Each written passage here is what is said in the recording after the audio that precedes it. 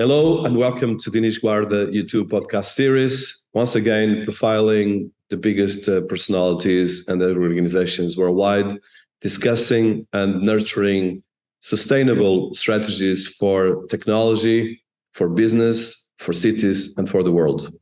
And in this series, we've been profiling personalities that I respect and as well projects that are really key for the society, and as well cities and countries that I am very passionate about, but as well the cities and countries that are driving the global, I would say, diversification and as well narratives around technology, business, economics, and society.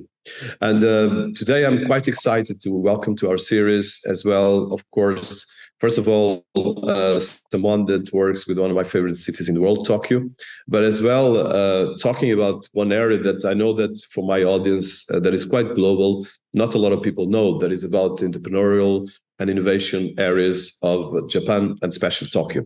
So I welcome to our series Tatsuro Shirakawa, that is director of Ernst & Young Japan, and has been as well working with the Tokyo city and of course with the government of Japan, looking at strategies around different areas of innovation and as well promoting the city of Japan, city of Tokyo worldwide. So some of his bio, Tatsuro Shirakawa, has been director of Ernst & Young, known for his expertise in international economic collaborations and innovative strategies. And this journey from Tokyo has been as well in the UK, where actually studied as well university. He graduated from University of Tokyo, but with a bachelor in law and a master's degree in public policy, and briefly studied as well in the University of Cambridge. With over 6 years before in Accenture, Tatsuro is specialized in strategy and management consulting for the public sector. And he crafted strategies that attracted foreign investment, fuel innovation, facilitate Japanese companies' global expansion. And of course, right now, a lot of the global expansion is around the areas of emerging technologies, and of course, from AI to fintech and a lot of different areas. As the director of Ernst & Young, Tatsuro has been a very important personality in looking at strategic insights and actually foster digital and actually economic and business trade corridors and companies that want to enter in Japan, and has been played the role of enhancing Tokyo's reputation as a global technology and financial innovation hub. And as well, some of the work is actually looking at bridges between emerging technologies such as AI, fintech, robotics, gaming, and the IoT, and a lot of innovation engineering and a lot of areas, especially companies that I want to work with the best of Japan. That is, of course, one of the biggest economies in the planet, but as well a very innovative economy, but as well known for being difficult to get in. So I think this is very important that I'm actually looking forward to know and learn more how to work on this. So I think there's a lot of things about Tokyo as well, and we'll talk about that in this series, and as well about Tatsuro background, which I think I always make these about people first. So I'm very excited to have you on board, Tatsuro. Welcome to our series. Thank you so much for this precious opportunity. I'm happy to talk about myself and about what the strategy of the city of Tokyo or the Japan is doing. Thank you. So my first question is, you have, of course, a very strong Japanese education, but as well an international education. So, of course, Japan is still seen internationally as a fantastic country. I think everyone has some kind of fascination for Japan and for Tokyo, of course, one of the biggest capitals in the world. But very small, we know about what it is to study in Japan, having an international background, and as well being a young person in Japan that is leading special technology and working with a city like Tokyo. So tell us a bit about your background and a bit about your career as well, if you could. So I was born in 1988, and I grew up as a very ordinary Japanese kid. But something changed in 1996, where I could visit UK. My father acquired a job in the engineering company, but he was sent to the UK as an expat for 3 years until 1999. So I could have 3 years plus experience in the UK, and that might have made me the sense how Japan might be perceived from the like overseas from the world. And then somewhat I grew up with like having this different perspectives, and I somewhat wanted to contribute to reach the Japan and the entire world in my future career. So somewhat it made changes for my very young ages. That was maybe the first turn point in my life. Right, that's then amazing. I know can just yeah, please. So about this bridge between your perception between studying in Japan and in Tokyo, and then having perception of working in the UK. Of course, UK is one of the hubs for the world economy as well. What were the things that were really important for you that you found during that experience? And as well with your, of course, background of Japanese culture as well. Yeah, sure. So of course, I very much was pleased to know that the Japanese culture was highly appreciated in the world, and especially that even it grew up very well compared with 90s. Recently, the attention for Japan in regards of the culture or those kind of soft powers are I think, increasing.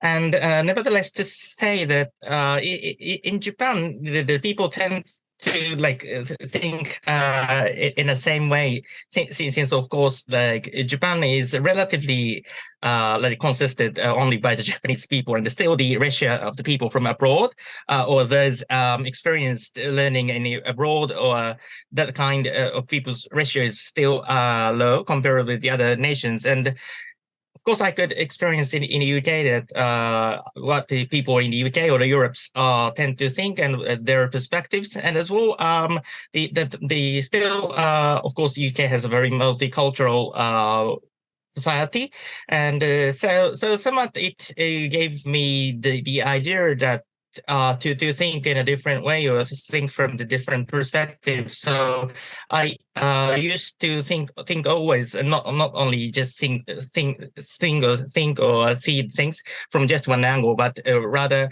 need to have the different perspectives always. So that's the point which I could acquire from my lives in the overseas. And also I could have the chance during my master's degree, and I spent my undergraduates and masters in the University of Tokyo, though I could have a chance to have an exchange program, learned a month and so in Cambridge, and that was also a very precious opportunity that I could exchange the opinions and learn together with the students coming from the other entire world.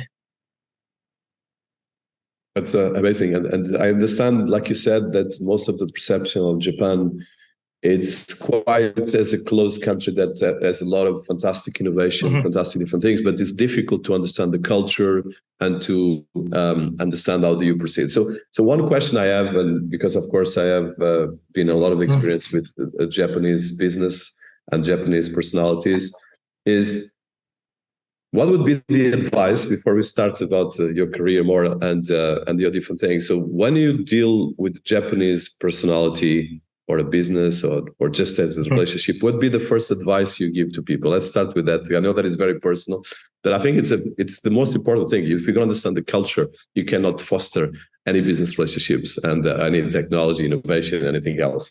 So what would be the first thing from that you think as a Japanese Tokyo base as well, and as well someone working in so much big institutions like the government and the Tokyo city and so forth? Well, there's a ton of advice that I want to give, and of course, I don't want to speak ill about my country. But one thing I maybe should start from is that don't just think that even if, for example, in Japan people said yes, then that means simply yes, but it means very, very different meanings underlaid that. So. For example, yes, I was happy to hear your presentation, or either, yes, we would definitely consider, for example, working with your company, adopting your technology, we're excited. But yes, sometimes, of course, they're thinking, but sometimes it just means that we'll just keep in mind we're at that level. So to understand the real that person's thoughts or their reflections is very difficult in Japan. So yes is not always yes, or yes has different yes. Right. That's an important. And I know that is a very key area of business relationships. I actually struggle to understand these things. So tell us about your career. So you work with Ernst & Young Strategy, and of course you're working right now with the city of Tokyo, promoting the city worldwide. So tell us a bit how that works, and I think some of the work you do and some of the things that you think are the most important for people listening to us. Thank you so much. As you kindly introduced first, I first joined Accenture, and then now I'm the director in Ernst & Young. So, but my experiences in those two consulting companies are by and large the same. That I'm serving as the strategy consultant for the government, but for the public sector, how to expand the international collaboration or international inward and of course outward trades and economic activities. And top of that, my specialty is the attracting the inward investment. So I'm attracting the companies from abroad to Japan, attracting the companies or either attracting the talents or the investments, however. So this just coincidentally started that I really in the first careers I experienced various different jobs. Of course, within the consultation firm, and of course I done this work. I mean, in enhancement of the inward direct investment. This for 10 years, but I tackled different other areas such as attracting the tourists from abroad or other way around.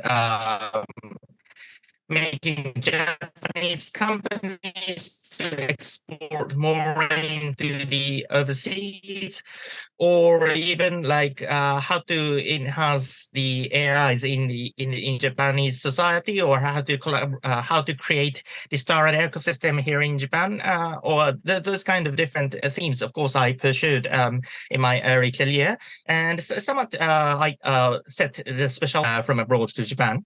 Of course, still covering the other areas as well. Amazing. So I prepared for the meeting, and I want to just share with our audience some statistics about Japan, and especially about Tokyo. So Tokyo is the biggest city in the world, with a population and a metropolitan area of over 37 million people. And of course, it's a dynamic, futuristic city that has been innovating in almost everything, from society and from technology, infrastructure, and a lot of different things. And in the world, is ranked one of the best metropolis to visit, but is as well one of the best cities in the world, ranked in a lot of different areas. So from a technology perspective, Japan is well known from the tech sector, of course, from major global corporations in the automobile industry, in the media sector, in the gaming industry. And Tokyo in particular is very dynamic for a lot of different things. So like you said, and of course, this is a channel about technology and business. So for people abroad, they want to go and do business in Tokyo, and they want to bring technology. What would be the first advice, which I know that is part of your work? And this is actually very important because you mentioned the culture. Saying yes is not necessary. Yes, there's a lot of nuances. There's a sense of respect, a sense of tradition. And of course, Japan is a country with thousands of years of history, always with people very stable, and as well with following the same rules, kept fantastic. Yeah. So my first and foremost advice is to find the right kind of a chaperone people in here in Tokyo or here in Japan, because somewhat I understand that in the overseas it's very easy for the people from abroad to get an appointment or meet someone very important in the company, even it's for example a large conglomerate. However, in Japan, usually, even if you knock the door from the official entrance, then I think you would just escalate it for the first the staff level people. Then you would need to wait that person to consider, then escalate it to the next level, next level, next level, and it takes a long time to reach for the level of the people in the leaderships or those can make decision. And even in many cases that the consideration just not just only taking time, but it may be just postponed or somewhat regarded as not an important issue, so that the things may not happen. However, if you can have a direct access to for the certain level of the people who's actually confronting for example, innovation or those director or however like CXO level or whatsoever, who the decision maker level, then the things may rapidly happen. And part of that, actually, the government is providing the support scheme, and Ernst & Young is, of course, one of the consignee for such program. And the idea is to find you the right way to meet the right people as quick as possible. You need the chaperone in Japan, and I think it is by and large same in the other countries as well. But the like tendencies of that, I mean, going just knocking the door front may not work, so may takes time in Japan, longer than the other countries. So that's my first recommendation or the advice. Okay, fantastic. So continue with some of the statistics about Tokyo. So at the moment, this is actually statistics coming from the Japan Development Agency. There's around 1,200 startups in Tokyo that have an ecosystem, and the innovation startup ecosystem in Tokyo is around $62 billion. So and I know that, of course, the most prominent industries, this is according again from the Japan Developing Agency, the most prominent industries in Tokyo are robotics, software as a service, consumer services, and fintech. And in addition to being a tech hub, Tokyo is becoming as well a smart city. So, of course, smart city technology is going to be quite important. And I'm sure anything related to metaverse technology, special metaverse enterprise, and digital twins, which I know that, of course, bear in mind all the traditional powerhouses of the Japanese economy. So you mentioned AI, and of course, we spoke about robotics.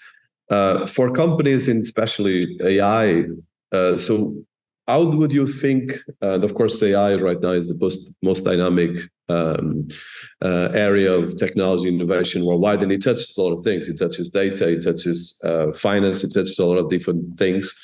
How would be that, say, I'm an AI company in Europe, Japan, or other countries, and I want to go to Tokyo. What would be the interest? Of course, we know that Tokyo is already a city with 37 million people, but what would be the areas and the steps that you would suggest? For instance, you should go to the Tokyo Agency of Innovation and Technology. You should consult someone like Ernst & Young. What would be the steps that you would advise to do these things in the right directions? I think, as I said, finding the right chaperone would be the best way or best approach. And actually, the government is providing various supports. For example, the JETRO, the Japanese External Trade Organization, has an offices in the overseas all over the world, and they would be the first contact point for you that you can consult them, telling them about your businesses, and then they would escalate it to their Tokyo headquarters, finding for example, the right target industry or right counterpart who may support you. And obviously, that's the national government level, but the different city or the municipality level is providing the support as well. And that is one program is called the Invest Tokyo program, which the Tokyo government has been doing this for 10 years and been working for that. And they can provide you the various support, including the free consultation advices on you that to identify the right target of the industry, right customers, then connect you directly to the decision maker level or such. I mean, they would provide the right way. I mean, they will help those companies to reach the right person to be discussed. And also, I think one important thing is that to really consider how your service or technology might be appreciated in Japan. So I think not for even your native area in the overseas, or your focus core industry in the overseas. Even if you have those. Sometimes it might be the red ocean in Japan. What was the neighbors, the other industry might be the blue ocean in Japan in regards of adaptation of those technologies. So I think the government and many consulting companies and other supporting members considered by the government is providing the abundant support for the entrance from overseas. So I really advise you to leverage those kind of free services, free support provided by the government. One just thing difficult to use is so some of it is even the governments are paying a very significant effort. There's like programs, attraction programs are really not that much prevailed in the overseas still. So I always meet companies from abroad saying that I didn't know this service, or if I knew this earlier, then I might have used it more earlier, or I could save more time and effort. So please just consider utilizing and leveraging those kind of support available in Japan. No, that's very important. And I think this kind of things, if you look at, I've been working with London Tech City as well, with Kuala Lumpur, New York, San Francisco.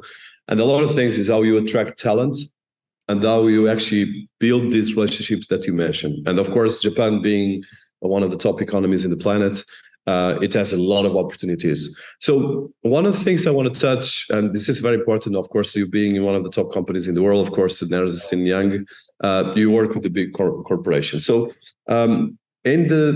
if a company wants to, of course, there's big corporations in Japan. Japan has some of the biggest brands and as well corporations. Is there a relationship between, for instance, the city of Tokyo, the government, and the hubs of innovation?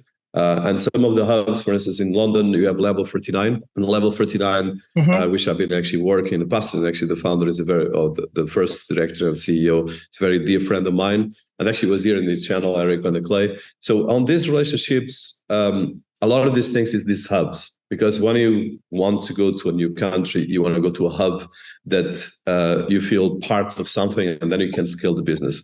And I've been working with some startups in Japan. So you mentioned that you have to find a good door to get in. You have to understand how to do it, and then, of course, understand the culture and think about long term. It's not the same as, for instance, London is probably faster, and Silicon Valley, and Japan is about relationships. So, and I know this from a lot of people that have been doing very serious business in Japan. In Japan, the relationships are very, very important, and they are cornerstone to make successful business and long-term businesses. But as well as a sense of respect towards the other person and understand how to build the relationship. So what can you tell us on this direction, how between the traditionals, the innovation that comes out of Japan, but as well this sense of respect and relationships that is not so present in a lot of other countries. Of course, in the end of the day, any business is about relationships, but in some countries, relationships are even more important. And I think Asia in particular, but Japan even more than the rest of the world. So if you could explain some nuances on this, because of course you are an international big corporation, Ernst & Young, but as well, of course, you are Japanese and you are as well part of that ecosystem. So your question is, should I approach or address the changes of the Japanese people's attitude? What was are there conservative? More in the sense of the relationships. One of the things that even me, of course, for instance, I did a big business in Japan, and partly I failed because some of the things, it takes a lot of time. So, and I understood that, for instance, the relationships, you have to really, so that means you need to build relationships with the people to achieve a business. And I know that this is a myth, sometimes a myth, but it's a reality as well. So if you are a startup, of course, you have investors, you want to go fast. So how do you relate the velocity and the relationships in the sense of technology and in the sense of the Japanese culture, and especially Tokyo? Because Tokyo, of course, is a very fast velocity city. Yeah, I understood. Thank you. So I think somewhat still in Japan, the personal tie or the personal relation might be important. For example, as I said, it might take some time before really acquiring the business in Japan compared with the overseas. However, once acquired the relation, once acquired the client, the account, then I think it is a very long-lasting relation. So still, yes, I think somewhat Japan might have a character of the very wet society. I mean, the people may not, for example, shift from company A to B abruptly, or just with the calculation of the costs. So somewhat the people would still pay respect for the existing relations. So it's the good virtue in Japan. Or for example, sometimes even though the people surprisingly changed before and after COVID, that somewhat it was really difficult in Japan to do the businesses over these kind of Zoom or web conferences. However, the people somewhat it changed the COVID just changed the Japanese society, that the people, even the very traditional large conglomerates or the government sectors, people now can easily communicate with the over the internet. So somewhat the conservativeness of Japanese people changed, more easy to meet within these kind of web tools. Though somewhat so controversially, but if you pay the visit to really pay the visit to Japan, have a personal face-to-face meeting, might be give a very significant impression, though. And also, as I said, somewhat the Japan might be the very still the wet society that would pay respect for the existing relations. However, the young generations are somewhat changed, or they, for example, would change jobs frequently. So surprisingly, in the past, the people usually would just work at the single company for 40 years, and the people changing the job was not so common. However, nowadays the younger generations would change jobs more easily, more frequently, and their attitude toward the business is also somewhat becoming drier compared with the older generation. So to conclude, yes, somewhat have a very still have a wet aspect compared with the other nations, but it is changing, and especially in the younger generation. Fantastic. So, and let's look especially at right now in the Tokyo. So I know that Tokyo has a couple of programs for startups, and there's a lot of things happening right now on the areas. So from the Tokyo active programs, so for instance, there's one of the things that Tokyo has been creating is the Tokyo Financial Award. There's a Tokyo program related with Invest in Tokyo, and there's as well the Tokyo Marketing Entry and different areas subsidy programs for startups worldwide. So from people listening to us around the world that are interested to go to Tokyo, I still suggest them to visit Tokyo first because it's a wonderful city. But of course, you have to know as much as possible before you move forward. And so, what would be the kind of the steps and actually the programs and actually websites where actually people can research and find this information? The program provided by the Tokyo Metropolitan Government, the city of Tokyo, it's called the Invest Tokyo program. So you can simply Google it and find the first touch point there, which it would give you the full list of the available programs or the incentives. And one amongst them, for example, one program is the one, as you mentioned, the Tokyo Financial Award, which is attracting and supporting and giving the prizes for the companies in a fintech field, and as well those who can enhance the ESG activities in Japan, for example. But there's many other programs available. So please visit the website of Invest Tokyo first, and then you would find a very attractive lineups of the programs there. Fantastic. So we'll put all these links here on this interview when people are listening to us, and of course on the articles related and promotion, because I think it's important really to understand that. So continue talking about the areas of innovation in Tokyo and some of the things that are really key for us. So I mentioned some of the areas and as well the role of the Japanese culture and some of the top areas of innovation. And you just mentioned the financial awards. So in terms of the relationship, so a lot of course, everyone knows about Ernst & Young. So how does it work, Ernst & Young, and of course the Tokyo metropolitan city and all the areas that you're doing as well with the government of Japan? Because I think it's important for us to understand these dialectics. And as well, of course, if you are a client of Ernst & Young, it's probably easier to engage for that, of course, and understand these nuances. If you can tell us about Ernst & Young Japan, specifically the role you're doing with the Tokyo city. So the ultimate owner or the host of the entire idea and the program is the Tokyo Metropolitan Government. It's the city government of Tokyo. And they are, as I said, they are organizing and hosting various support programs, support measures. And those are consigned to the several professional consultation company in Japan, and Ernst & Young Japan is taking part for that. I mean, we are the consignee from the government to organize those programs. Especially what we're doing is, of course, it differs in each program since we are taking charge for the several different programs.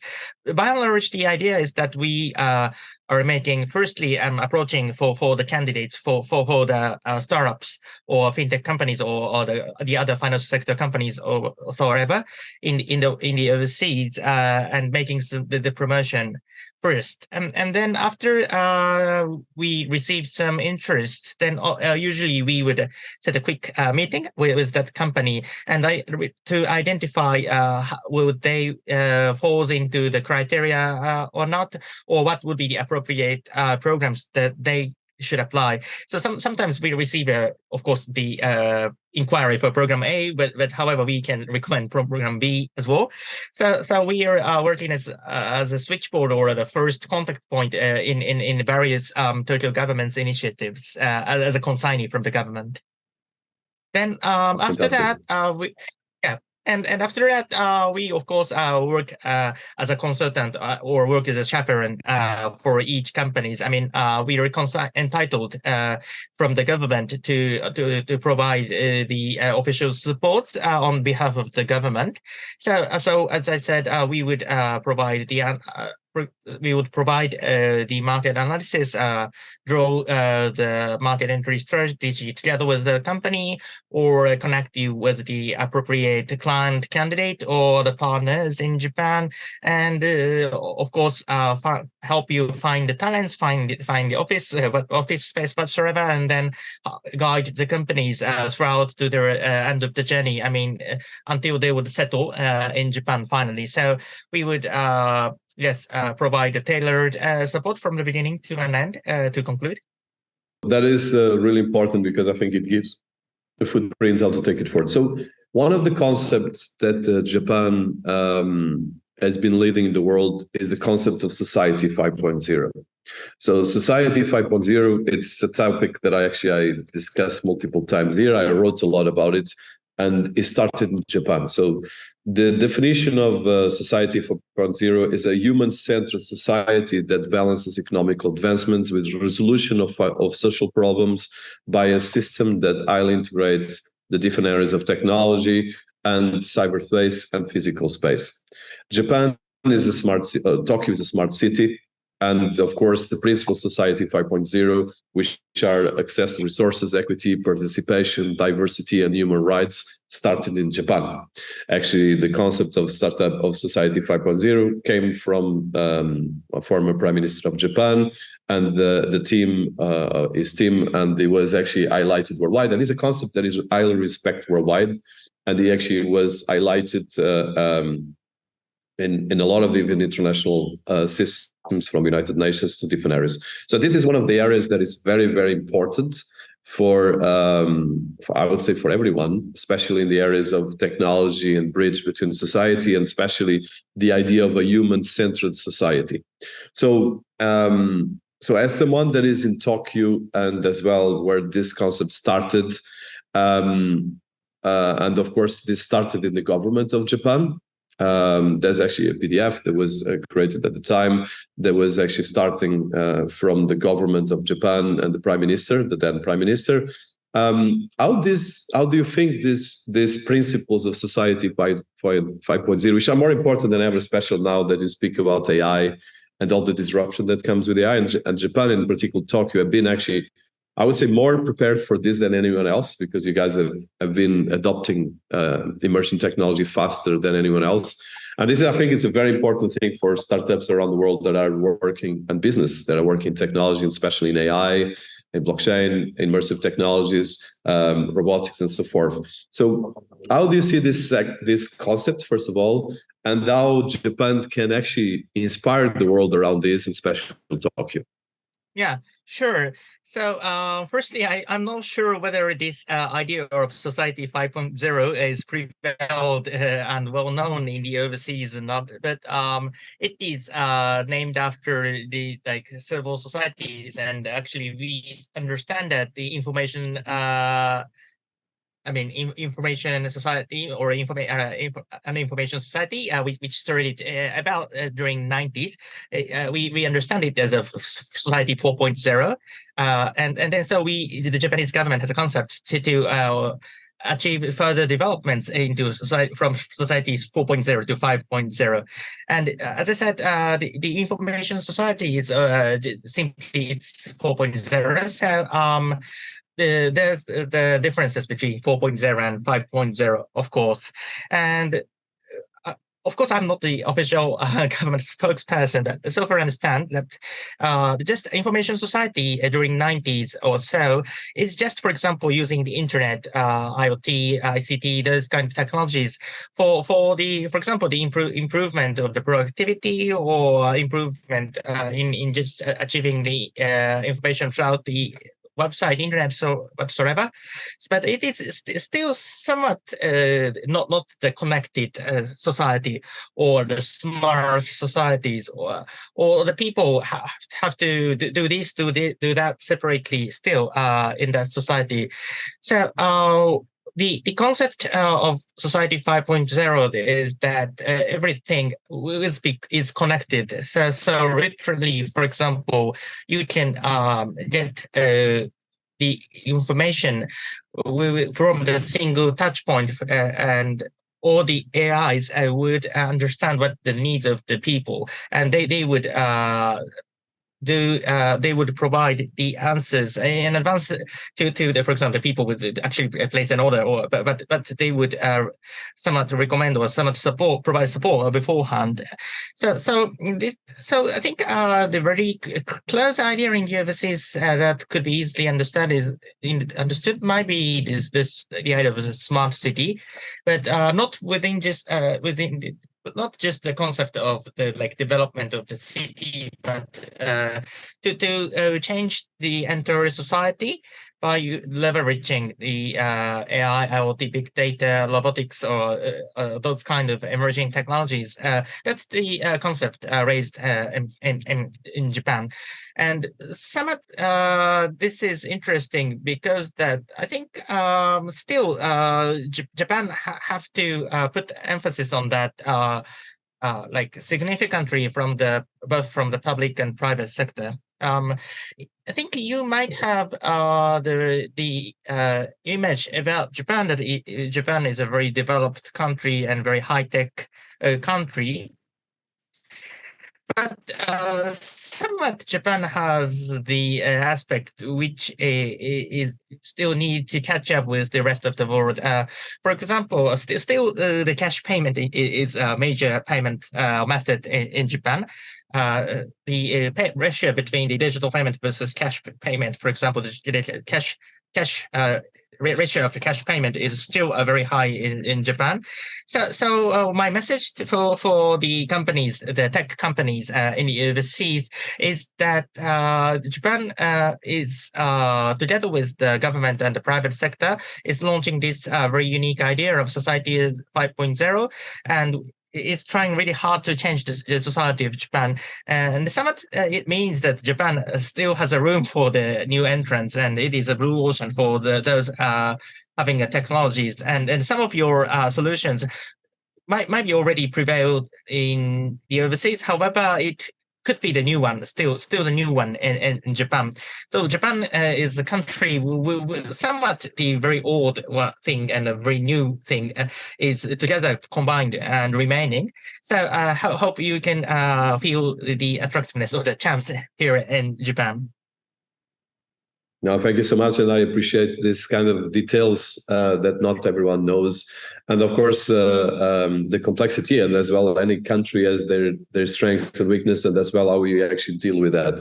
So I know that we're passing almost 1 hour, but I still have 1 or 2 more questions important. So one of the studies I actually found, of course, preparing for this meeting, a couple of studies around the startup ecosystem in Japan, and as well the business innovation hubs. And so Tokyo aims to become the most startup-friendly city in the world, with the goal of growing the number of unicorns and new business launch in the capital 10 times over the next 5 years.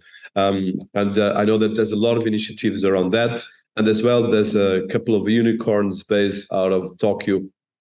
And of course, if you look at the top companies, we have a lot of global companies that are based there, so you can actually make a lot of business as well from Tokyo to the world and from the world to Tokyo.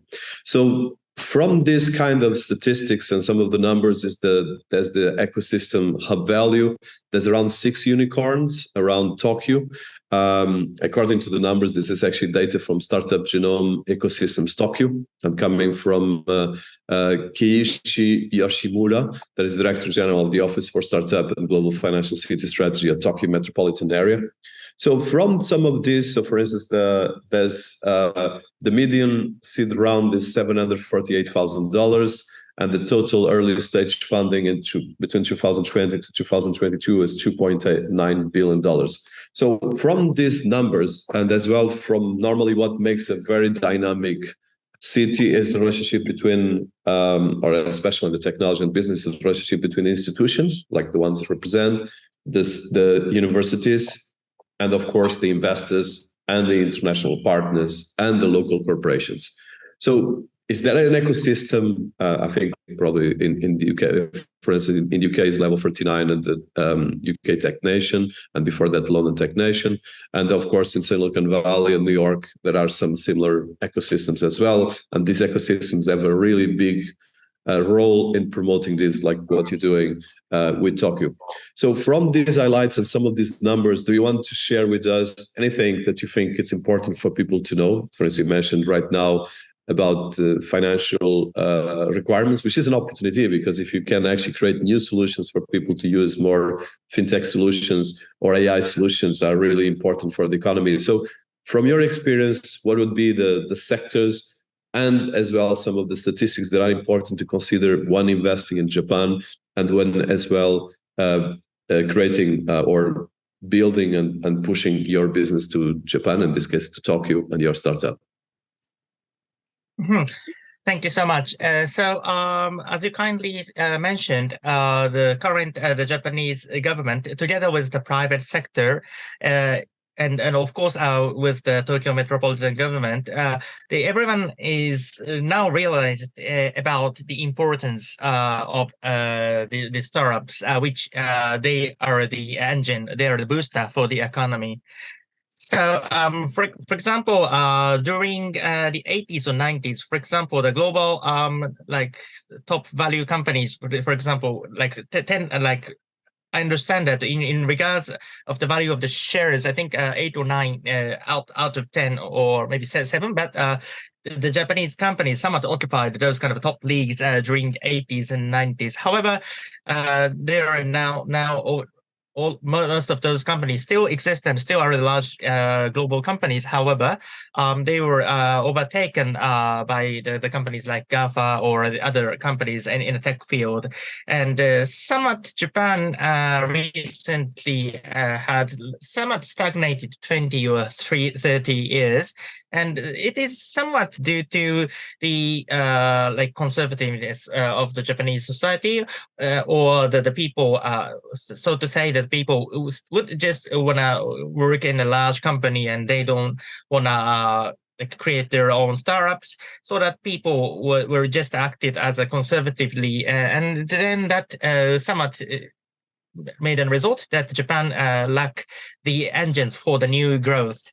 So understanding this context, so that the government would like to boost the people starting their own startups. So the idea is to make 10 times more startups created in Japan, and also 10 times more capitals coming invested into the startups.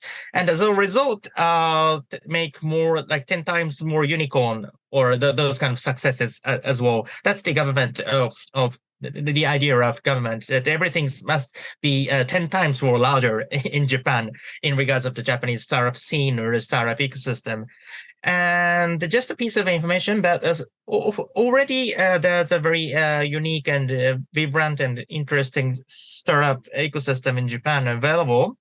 However, for example, the investment into the startups in Japan is relatively small in its total number, but as well, the more importance is the each ticket size. I mean, the investment is rather dedicated only to the very early or seed stages. Whilst, for example, those who can invest into the middle or later stages with a larger ticket size, they are still those kind of roles are somewhat be taken by the global venture capitalists, not the domestic Japanese ones. So for the VCs, for example, considering the market entry to Japan, you may really see the boost in the number of the startups, and that would become the very significant chances. And also, even if you consider that you are not investing to very young startups, as I said, the middle or later stages is the weakness of Japanese venture funding ecosystem. So we would really need those who can make a growth, I mean, a continuous growth for the middle to the later stages of the journey of the startups. So yes, and this is somewhat that is becoming or like deriving the result that even though there are many startup companies in Japan or in Tokyo, the number of unicorn is relatively small in Japan, and that is somewhat because the continuous growth for the startups, which shall be provided by the venture capitalists and the others supporting organizations, might be we need still more power for those kind of boosters for in the mid and late stages, so that in order for us to create more unicorns in Japan. So from my experience, and of course, during the startup and the technology, Mr. Masayoshi-san has been kind of one of the biggest personalities in investment technology world in the planet, not just in Japan, but worldwide. And of course, he's been leading some of the biggest investments in startups. Personalities like him, that is a Japanese and a very high-profile personality, and the founder of SoftBanks and of course Vision Fund, are key for the economy. What other personalities would you highlight for people to study when going to Japan? I don't know, influences in technology. There's a lot of influences in fashion and in technology, but personalities or even VCs that you highlight for people to study, or even departments of universities. You study the University of Tokyo, of course, is a leading university. But what would be the references for people to get more insights around Japan, and especially Tokyo? Understood. So obviously, Mr. Solomon Masayoshi and the SoftBank Vision Fund, they're the very famous, worldwide famous fund. However, we have to bear in mind that even though that is somewhat could be regarded as a Japanese initiative, though the majority of the investment is going for overseas, and their key like sourcing for companies are based in the Silicon Valley or the rest of the world. So somewhat, as I said, the weakness of Japan in regards of this venture or the startup ecosystem is that the even if in for example the Japanese VCs or the Japanese corporate venture capitals recently tend to not just think or invest within the Japanese jurisdictions, but like looking toward the overseas for the more and more promising startups. Some of it is to do, as I said, the Japan's market itself. Still, the third largest economy in Japan, and Tokyo is the largest metropolis in the world. Though the growth speed or other, considering the other perspectives, somewhat it is natural to understand the Japanese, those kind of players are not seeking the investment within Japan, but also worldwidely thinking about their strategy, thinking about their investment. And so somewhat it is very difficult for me to say that what is the key roles or the key players in Tokyo. And somewhat its uniqueness might be that there is no like strong one single hub is available. For example, if you would like to understand about the London's fintech ecosystem, I think everyone would refers to the level 39, for example, or the startup scene in Paris. Everyone might like think about the Station F in Paris. What story about there might be the very strong cores available. However, in Japan, actually, these are developed by every companies. For example, every large banks has their own initiatives, their own accelerators, or their own incubation facilities, and also I can name several names of those strong startup or accelerator. I mean the core ecosystems, but it is developed by each company. For example, NTT or like SoftBank or KDDI or those kind of telco companies and banks. As I said, Mitsubishi, Mizuho, or Sumitomo, those different banks, or even the startup like hubs. There are several strong startup hubs, but it is differently formed by the private companies, and that there is not that much very strong core like founded startup hub or the core, very center and core of ecosystem in Japan, and that is, I think, that partly unique. Like deriving the uniqueness of the startups in Japan. However, it is providing some, or it is causing some difficulties for the companies from abroad, seeing the Tokyo's startup ecosystem and think where is the core, to whom I should meet, and where should I go. But actually, the answer here differs for each company. For example, if you are in a pharmaceutical or if you're in the financial sector or whatsoever, if you're in the retails, robotics, the different each each those hubs of the startups, hubs of the ventures have a different areas of strengths. So that's the reason why I mentioned at the beginning that you would need the right chaperone who understands the Japanese society, Japanese market, or the Japanese startup ecosystem scene, and who can guide you to the appropriate one. So sorry, I think I might not be directly answering your question, but one thing I can say is that relatively there is no strong core is available in the Japanese startup scene or the Tokyo startup scene, but still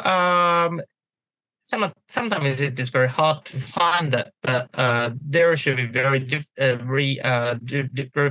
like large number of those hubs and cores, and of course some of them might best suit you. So don't just be shy for seeking the support, and then we are happy to support you at any time, and we can guide you to the appropriate like ecosystem, appropriate those kind of hubs that you should belong to. No, I appreciate it. It's very good insights. I know that the idea is to actually nurture this narrative and as well understanding this. So as my last question, and I know that we passed the 1 hour, so I'm a bit respectful of your time. So coming back to the basis, so definitely you work in remote in Tokyo. So let's look at 5 steps. And you touched this during the interview, but like a summary, the 5 steps to open a business or to do business with Tokyo, and as well understand how to go and move to Tokyo. So let's look at these 5 steps, if you could summarize, and you'll put all the links to all the different things that you mentioned during the interview. Mm-hmm. Yeah, sure. First, find the right chaperone or find the available and useful support. So, as I said, these are provided by the national government, JETRO, or the city or municipality levels, including the Tokyo metropolitan government, but of course other governments like Osaka, Fukuoka, and other major cities are providing their support as well. Then the next step shall be to start the conversation with those and identify your target, identify and understand what is the scene in Japan. So I have to say that not all the technologies in the overseas might be could work samely in Japan due to regulation or due to market maturity. Some might be, of course, already the red ocean. Some might be very much the blue ocean. So find the right target, understand how your technology, how your solution could compete in Japan. And thirdly, start the conversations, dialogues with the Japanese companies or your potential clients or the partners. And please bear in mind, as I mentioned earlier, that just knocking the door from the entrance may not work effectively, since the Japanese companies might be slowing their decision making. But if you could reach the right person, right target, then the things might happen faster. So here again, utilize the chaperone or available support to get the effective way to reach out to the right target here. And here, and also it might be very important to understand the Japanese business stream or the customs. For example, sometimes it might be good to not knock the door of the large conglomerate or large companies or large financial institutions whatsoever by yourself own, but those large conglomerates may have a strong partners in the system integrators or the IT companies. I can name like Fujitsu, NEC, Hitachi, or those kind of company. So find the partner first, then go to the client. Sometimes it works faster at the end of the day. So understand the market, then understand the best approach for your target to conclude. Then the fourth step is to develop the dialogue and then start getting started for the POCs or whatsoever. And here, of course, my piece of advice is that, as I mentioned at the very beginning, that you should carefully understand the reflections of the counterpart. As I said, you can't always take the words as they say it. So you have to just keep posted or touched with the counterpart, whether what is like going on right there. And here, of course, the English comprehension of the counterpart or the Japanese companies or their adaptations for the web-based conference like this has been increased, and it is very easy to do the business from overseas or remotely than ever before, compared with the before and after COVID. However, sometimes still you would need the Japanese translated materials or the Japanese speakers to facilitate the things. So here, if you could, if I can say that, if you have some rooms to do that, then to cope with the Japanese language, or to have some advisor, or to have your materials being translated into Japan, or to have some reps here in Japan who can physically, for example, visit the client or physically support your counterpart might works good. And at last, please and at last, upon establishment, somewhat the key thing that you should bear in mind is that sometimes some sort of the talent is very difficult still in Japan to find. So please take some adequate care for the recruitment as well. For example, those who understands the industry and technology and English, combining those three, the talent is rare here in Japan. For example, understanding English and understanding well about the financial sector's knowledges, and also understands the AI or latest tech. And if you combine those three elements, then that kind of talent is you have to go through the very strong or high competition for acquiring such talents, or like even I've quote the same similar example in the financial sector. But for example, the compliance officer, so understanding the market and understanding the compliance regulations, plus speaking English, in those talents are also very rare here in Japan.